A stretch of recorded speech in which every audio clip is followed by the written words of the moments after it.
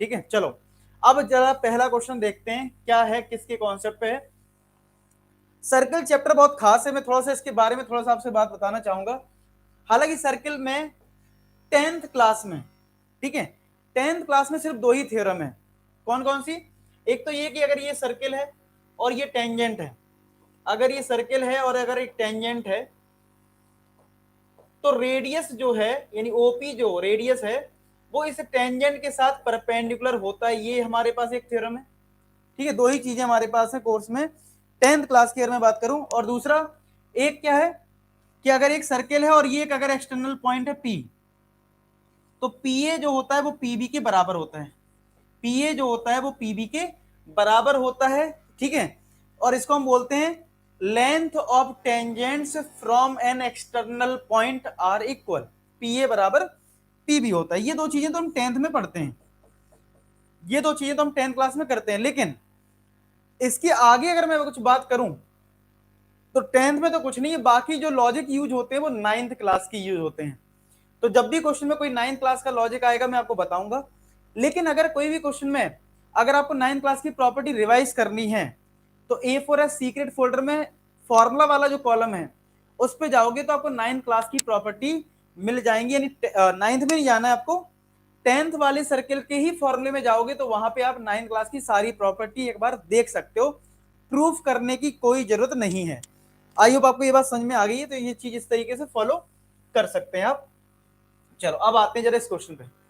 आपको देखो यहाँ पे x प्लस वाई पता करना है, और x प्लस वाई अगर पता करना है तो कैसे पता होगा ये? तो यार आपने एक चीज सीखी होगी क्या, कि अगर आपका एक सर्कल है, मैं थोड़ा बता देता हूं प्रॉपर्टी।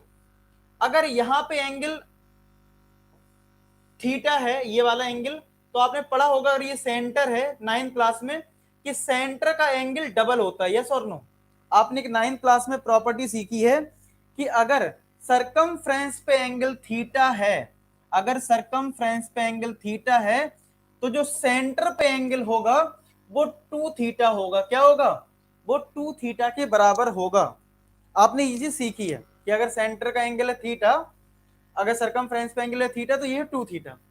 तो इसका मतलब ये हुआ कि अगर ये 50 डिग्री है तो यानी कि जो एंगल ए सी बी है, यानी हमारा जो एंगल ए सी बी है, ए सी बी जो है वो हो जाएगा half of angle A O B, यानी हाफ ऑफ 50 डिग्री।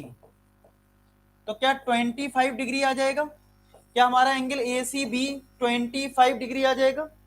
और अगर ए सी बी 25 है तो एक और प्रॉपर्टी थी कि अगर ये दो सेम पॉइंट है यानी सेम आर्क है, इन्हीं दोनों आर्क से एक एंगल यहां बन रहा है और एक एंगल यहां बन रहा है, तो क्या हम कह सकते हैं कि x इक्वल टू वाई होगा?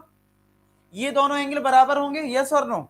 आपने पढ़ा है 9th क्लास में, आपने ये कौन सी प्रॉपर्टी पढ़ी पता है? इसको बोलते थे एंगल इन सेम सेगमेंट। क्या बोलते थे?